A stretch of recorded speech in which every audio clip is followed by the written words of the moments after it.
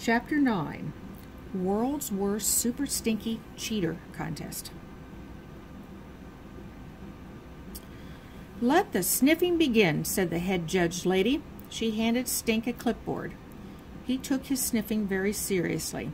He walked up and down the rows and rows of torn sneakers, worn sneakers, yucky, blucky sneakers. He walked in front of the sneakers and behind the sneakers. Here a sniff, there a sniff, everywhere a sniff. Stink rated each pair on a smelly scale of 0 to 4. He wrote down notes like "smells like a swamp," and "worse than a dead skunk," and "triple PU." All the while he couldn't help wondering which pair was Sophie's. "Hey, I'll give you a tip." Steve the smeller handed Stink a tissue. "Take a wear of a pair of sneakers, then hold the tissue up to your nose in between sniffs. That way your sense of smell won't get tired." "Thanks," said Stink. Wowee, a professional tip from the professor smells a lot himself. Stink puffed up with pride. He sniffed the next pair. "What do you smell?" Steve asked.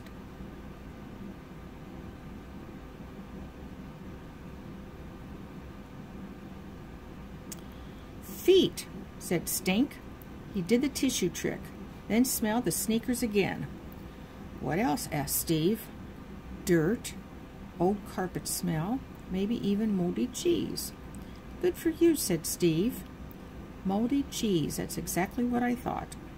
Stink sniffed some more sneakers. He couldn't help thinking that his were still the smelliest.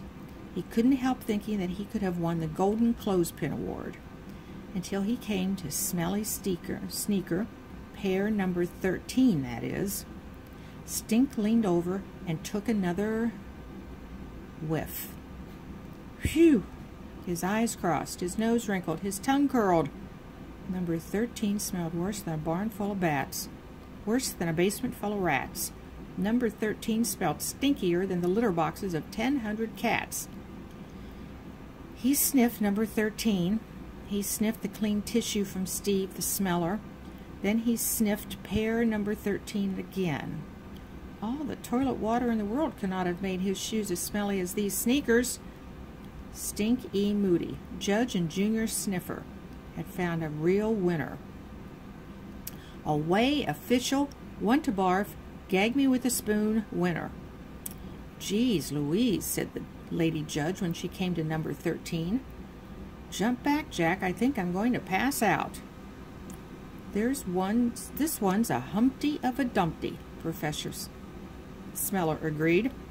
"Rotten egg," said the lady judge. "Burnt hair," said Steve. "Cat pee," said Stink. "And dead worms." "He's got that nose all right," said the professor. Not many noses would pick up on the dead worm smell. "Worse than rancid roadkill," said the lady. "Worse than CHSH, told Steve. "What's that?" asked Stink. "Skunk spray," Steve told him. Stink cracked up. Stink knew for sure these sneakers would be outlawed in outer space. These skunks were a number 10 on a scale of 0 to 4. All the king's horses and all the bad smells could not outsmell the numero uno, all-time, world's stinkiest sneakers, putrid pair number 13. Stink wrote down his final score. He turned in his clipboard. All the votes were counted. At last it was time to announce the grand prize winner of the all-time, world's worst, Super Stinky Sneaker Contest. Professor Steve stepped up to the microphone. "Attention! May I have your attention, please?" Everybody gathered around. All ears were listening. Not even a dog barked.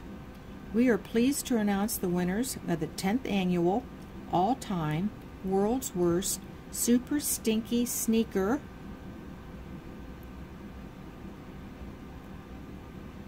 Contest." It was a close call. All sneakers in the contest were truly worthy, truly smelly. We have 2 runners-up, number 6 and number 37. please step up to the podium. Number 6, he said, holding out a red ribbon. These puppies smell worse than a dog's breath. Congratulations. Now get them out of here. Number 37, said Steve, handing over another red ribbon. Your stinkers made a pile of garbage smell sweet. Congratulations. Everybody clapped and cheered. Stink could hardly wait to hear whose sneakers would take the grand prize, the golden clothespin. Now the moment we've been waiting for. There's one pair of sneakers that all 3 judges gave a top score of 4+++. The grand prize winner of the Golden Clothespin Award is da-da-da-da, number 13. Who has number 13? Please come up front to the judges' podium and claim your prize. 13. Did he just say 13? That's me, yelled Sophie of the Elves.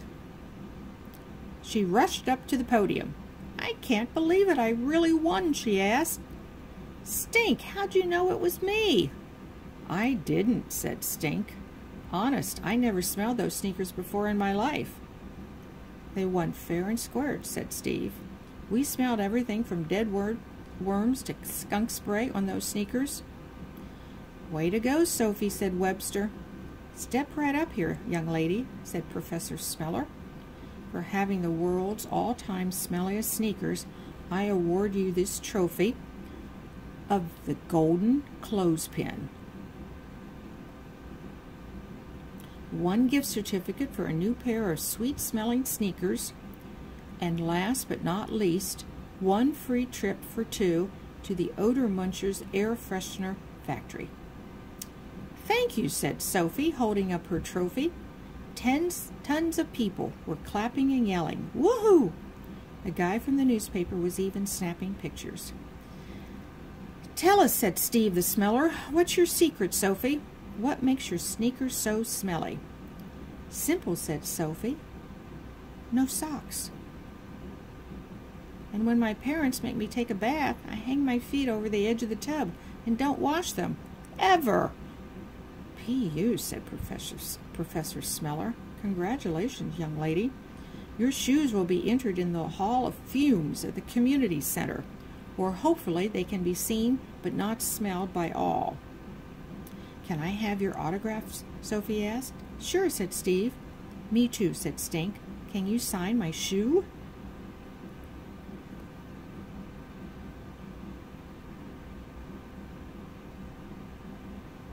Professor Steve Smells a Lot signed Stink's smelly sneaker. From one master sniffer to another, Steve wrote. I'll never ever wash these shoes now, said Stink. Stink's Stinky Facts. Sneak Fest. There's a national rotten sneaker contest held every year in Vermont. One year, the winner had a sneaker that caused one judge to gag, one to back away, and one to nearly pass out. Good things the prize included a new pair of sneakers.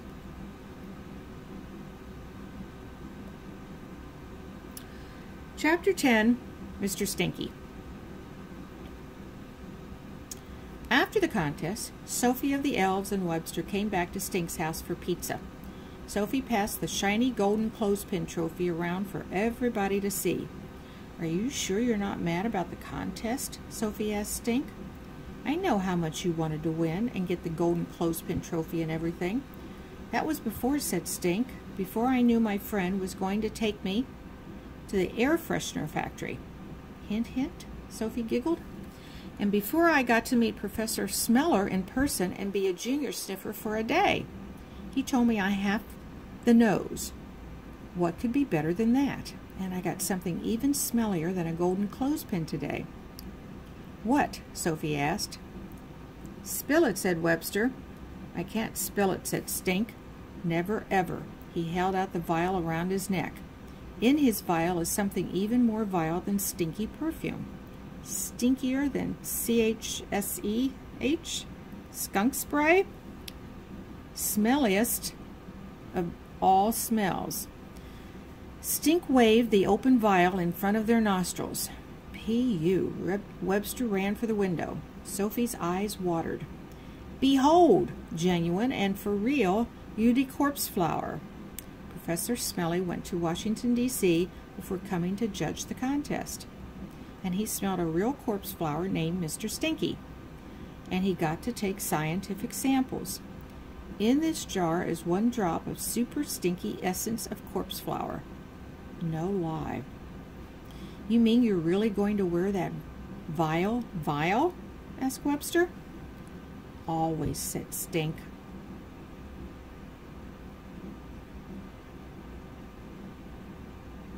Now we're going to have to call you Super Stink, said Sophie of the Elves. Then I'll have to call you Sophie of the Smells. Hey, no fair, said Webster. You're Super Stink, and she's Sophie of the Smells. I want a smelly name, too. Webster, how about the Smelster, said Stink. Perfect, said the Smelster.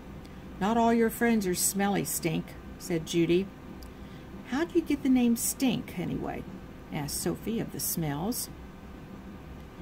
Her, said Stink, pointing to Judy. I'll tell it, Judy said.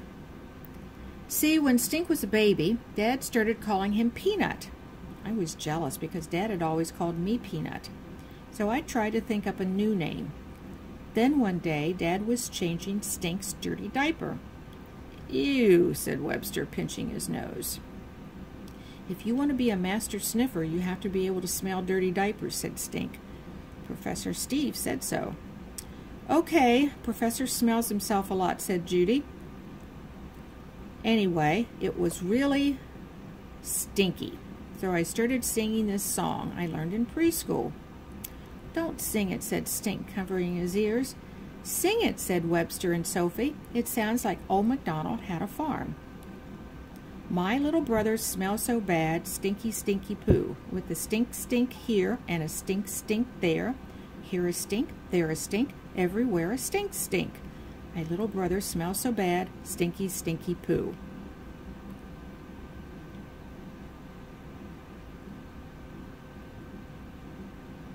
Sophie of the Smells and the Smelster joined in on the last verse. Sophie sprayed soda on Stink from laughing.